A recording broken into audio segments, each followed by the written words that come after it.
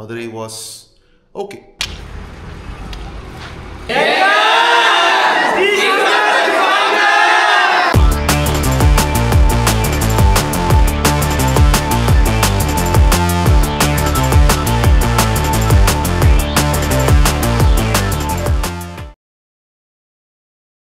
Actually, Madurai வந்தப்போ ஃபுல்லாக long வீக்கெண்ட்றதுனால என்னென்னலாம் பிளான் பண்ணியிருந்தேனோ எதுவுமே பண்ண முடியாத மாதிரி இருந்துச்சு. ஸ்கூல்ஸ், காலேஜஸ் எங்கேயுமே அப்ரோச் பண்ண முடியல. நிறைய பேர் ட்ரை பண்ணியிருந்தேன், அது எதுவும் ஒர்க் அவுட் ஆகாததுனால என்னோடய டியர் ஃப்ரெண்ட் ராஜ்குமார் வந்து சொன்னால் அவங்க வீட்டுக்கு போய் தங்கிக்கலாம். ஸோ அம்மாவும் நானும் நேராக மதுரையில் அவங்க வீட்டுக்கு போனோம். அவங்க அம்மா அப்பா கூட தங்கியிருந்தோம். 2 days அவங்க கூட இருந்து நல்லா ரெஸ்ட் எடுத்து துணிலாம் துவைச்சி, அதுக்கப்புறமா அவங்க வந்துட்டு கேமராவில் அந்தளவுக்கு கம்ஃபர்டபுளாக இல்லை. ஸோ அங்கே ஜாஸ்தி வீடியோஸ் எடுக்கலை. ஸோ 2 days ஜஸ்ட் ரெஸ்ட் எடுத்துகிட்டு அங்கே அப்படியே மாண்ட்ரா ஷோரூமில் ஒரு தடவை ஆட்டோவை ஃபுல்லாக செக் பண்ணிவிட்டு சூப்பர் ஆட்டோவை ரெடி பண்ணிவிட்டு அங்கே ஃபோட்டோஸ்லாம் எடுத்துகிட்டு அங்கேருந்து கிளம்பி விருதுநகர் போகலான்னு பார்த்தோம். பட் பிகாஸ் அம்மாவுக்கும் திரும்ப ஊருக்கு போக வேண்டிய ஒரு நிலைமை, அதனால் விருதுநகரில் அம்மாவை ட்ரெயின் ஏற்றி விட்டுட்டு விருதுநகர்லேருந்து நேராக சிவகாசி வந்துட்டேன். ஸோ அங்கே சிவகாசியில் வந்து நிறைய ஃபன் விஷயங்கள், நிறைய கிரேட் ஃப்ரெண்ட்ஸ் கிடச்சாங்க. அதை இப்போ என்னென்னு பார்ப்போம். மதுரையில் என்னென்னலாம் பிளான் பண்ணியிருந்தோமோ திரும்ப முதல்லேருந்து பண்ண போகிறேன். ஏன்னா இனிஷியலி இந்த ட்ரிப் பிளான் பண்ணும்போது ஒவ்வொரு நாள் ஒவ்வொரு ஊர் போகலாம், அங்கே வந்துட்டு எல்லா ஸ்கூல்ஸ் காலேஜஸ் போகலாம், எல்லாமே பிளான்டாக இருக்கும்னு நினச்சி இனிஷியல் பிளான்ஸ் இருந்துச்சு. பட் போக போக கிரவுண்ட் ரியாலிட்டி டிஃப்ரெண்ட்டாக இருந்துச்சு. ஸோ ஒவ்வொரு ஊர்லேயுமே நான் வந்துட்டு ஒரு தடவை போயிட்டு அங்கே இருக்கிறவங்க கூட வந்துட்டு ஒரு ஃப்ரெண்ட்ஷிப் பில்ட் பண்ணி அங்கே ஈவெண்ட்ஸ் பிளான் பண்ணுறதுக்கே ஒரு 1 or 2 days ஆகுது. ஸோ அதனால் மதுரைக்கு வந்து கொஞ்சம் ஹோல் பிளான் ஹேஸ் சேஞ்ச்ட். ஒவ்வொரு ஊரில் போயிட்டு ஜஸ்ட் அந்த ஒரு நாள் இருந்துட்டு போகாமல் 2-3 நாள் இருந்து நிறைய பேரை பார்த்து பேசி அப்புறம் அவங்களோட அந்த ரிலேஷன்ஷிப் பில்ட் பண்ணி அவங்க சப்போர்ட்டோட ஸ்கூல்ஸ் காலேஜஸ் போகிறதுன்னு ஒரு முடிவுக்கு பண்ணி அதை தான் ட்ரை பண்ணிகிட்டு இருந்தேன். Madurai was okay. Even though plan பண்ணது நடக்கலைனாலுமே புதுசாக நிறைய ரிலேஷன்ஷிப்ஸ் கிடச்சாங்க. நல்ல ஒரு அப்பா அம்மா அங்கே கிடச்சிருக்காங்க மதுரையில், தேங்க்ஸ் டு ராஜ்குமார். அண்ட் அங்கேயும் ரோட்டரியில் வந்து அவங்களும் வந்து பார்த்து பேசிட்டு போனாங்க. Madurai was good. The place where I studied.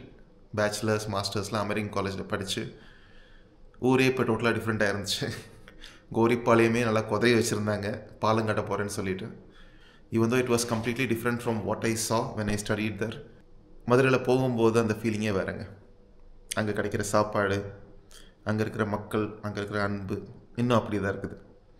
So I enjoyed my Madurai stay with mom. அம்மாவும் நல்லா ரெஸ்ட் எடுத்தாங்க.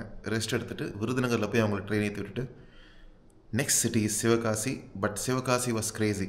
அதை நீங்கள் இப்போ பார்க்க போகிறீங்க.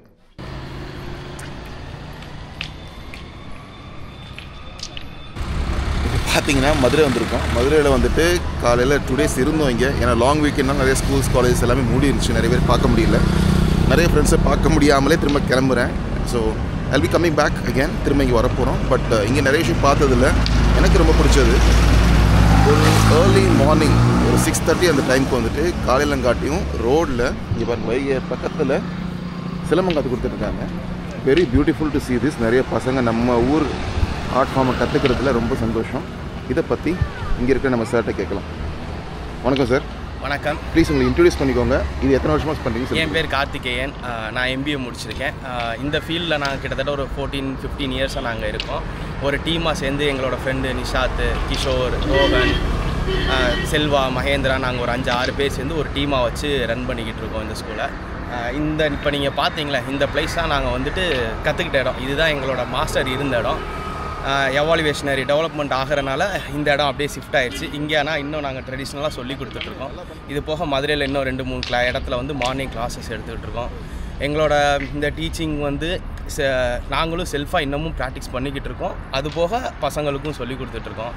சிலம்பத்தில் வந்து நம்மளோட தமிழோட ட்ரெடிஷ்னல் லெசன்ஸ், அது பாரம்பரியமான லெசன்ஸ். இதில் வந்துட்டு பார்த்திங்கன்னா உங்களுக்கு எல்லா ஹெல்த் பெனிஃபிட்டும் இருக்குது. இதுதான் இருக்குது, இதுதான் இல்லைன்னு அதில் சொல்லவே முடியாது.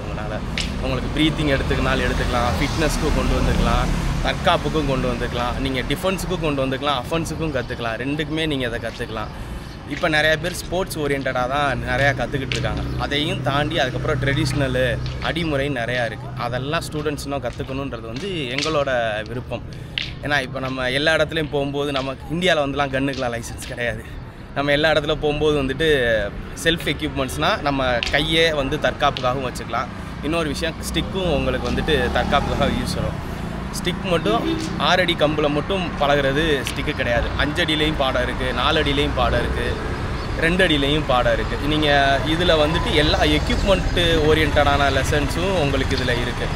அதனால் இந்த எங்களுக்கு அடுத்த ஜென்ரேஷன் கொண்டு போகணுன்றதுக்காக எல்லா ஸ்டூடெண்ட்ஸுக்கும் நாங்கள் இதை சொல்லி கொடுத்துட்ருக்கோம். எல்லாருமே எல்லா கலையும் பழகுங்க. சிலம்பம் மட்டும் பெஸ்ட்டுன்னு நான் சொல்லலை, எல்லா ஸ்போர்ட்ஸ் இருக்குது. நல்லா ரன்னிங் இருக்குது, ஸ்ப்ரிண்ட் இருக்குது, அத்லெட் இருக்குது, ஸ்விம்மிங் இருக்குது, ஃபுட்பால் இருக்குது, நிறையா ஸ்போர்ட்ஸ் இருக்குது. இப்போ இருக்கிற ஜென்ரேஷனுக்கு பார்த்தீங்கன்னா எஜுகேஷன் மட்டும் நாட் இம்பார்ட்டன்ட், ஸ்போர்ட்ஸ் ஆல்சோ ஃபிட்னஸ்க்காக வேணும். நிறையா ஃபுட்டு ஹேபிட்ஸ்லாம் மாறிடுச்சு, நிறையா ஜங்க் ஃபுட்ஸ் நிறையா வந்துருச்சு. எல்லாருமே ஜங்க் ஃபுட்ஸ் நிறையா வந்து இப்போ ரொம்ப லீனாக ரொம்ப இதெல்லாம் இருக்காங்க. அதனால் ஏதாவது ஒரு ஸ்போர்ட்ஸில் சேர்ந்து ஏதாவது 1 இல்லை 2 ஸ்போர்ட்ஸில் எல்லாரோட குழந்தைகளையும் சேர்த்து விட்டு அடுத்த ஜென்ரேஷனுக்கு நல்ல ஹெல்த்தி ஃபுட்ஸும் ஹெல்த்தி உடம்பும் வேணும் அப்படின்றது வந்து எங்களோட கருத்து. தேங்க்யூ. உங்கள் பேர், உங்கள் ஆத்மா, உங்கள் ட்ரூப்? எங்களோட சிலம்ப ஸ்கூல் பேர் வந்து தங்கச்சாம்பி ஆசான் பாரம்பரிய சிலம்பம் பள்ளி. இதுக்கு மெயினாக வந்து நிஷாத் அவர் வச்சு பார்த்துட்ருக்காரு. அவருக்கு அப்புறம் நான் இருக்கேன், எனக்கு அப்புறம் இன்னும் 4-5 ஸ்டூடெண்ட்ஸ் இருக்காங்க. நாங்களாம் ஒரு 14-15 இயர்ஸாக பழகிட்டுருக்கோம். தேங்க்யூ. ஃபோன் நம்பர் சொல்லுங்கள். அவர் நம்பர் அதில் தான். சரி, பரவாயில்ல, அதை நீங்கள் எனக்கு மெசேஜ் பண்ணிடுறீங்களா? என் நம்பர் எடுத்துக்கோங்க.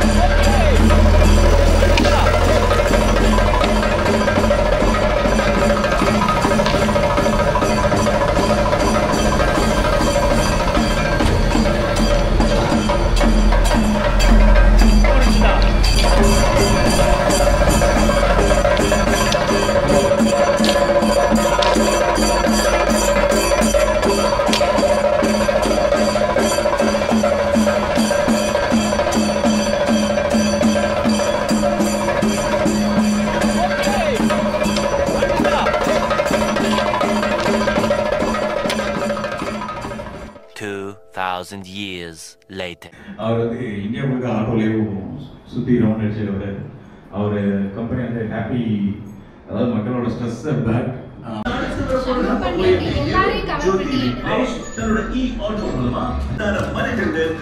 ஜார்க்கண்டோட அடுத்த காடுகள் வரைக்கும் இந்தியாவில் இவர் பிரவேசிக்காத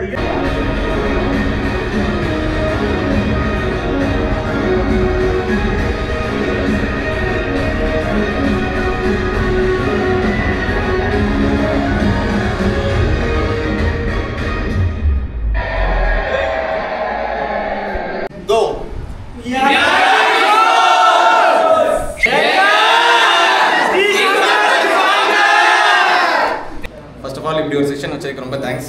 இந்த செஷன் வந்து நல்லா இருந்துச்சு. ப்ளஸ் வந்து எங்களுக்கு வந்து எப்படி இந்த மாதிரி ஆல் ஓவர் இந்தியா வந்து இவங்க எப்படி பண்ணியிருப்பாங்க என்ன அந்த டீட்டெயில்ஸ் தான் வந்து எங்களுக்கு வந்து இப்படிலாம் வந்து தெரியாது. ஒருத்தவங்க போகிறாங்க அப்படின்னு மட்டும் தான் தெரியும். ஒருத்தவங்க போனாங்கன்னா வந்து அவங்க எவ்வளோ ஸ்ட்ரகிள்ஸ் ஃபேஸ் பண்ணுவாங்க என்னென்ன எப்படி அப்படிங்கிற இந்த டீட்டெயில்ஸ்லாம் எங்களுக்கு தெரியாது. ஃபர்ஸ்ட் ஆஃப் ஆல் வந்து இவர் தான் வந்து எங்களுக்கு வந்து எக்ஸ்பிளைன் பண்ணியிருக்காரு. இதுக்கு முன்னாடி நான் இந்த மாதிரி அந்த வீடியோவில் எதுவும் ஃபுல்லாக உட்காந்து பார்த்ததில்லை. போர் அடிச்சிருன்னு சொல்லிட்டு ஸ்கிப் பண்ணிட்டு போயிடுவேன் நான். அடுத்து எங்களுக்கு போல்டாக எப்படி இருக்கணும் என்னன்னு சொல்லியிருக்காங்க. எல்லாமே வந்து காமனாக குரூப்பாக இருக்கும்போது நாங்கள் எல்லாமே பண்ணுவோம். ஆனால் தனியாக இருக்கும்போது வந்து மோஸ்ட்லி வந்து அந்த போல்ட்னஸ் வந்து யாருக்குமே இருக்காது. ஸோ வந்து எல்லாரும் வந்து போல்டாக எப்படி இருக்க போகிறீங்க?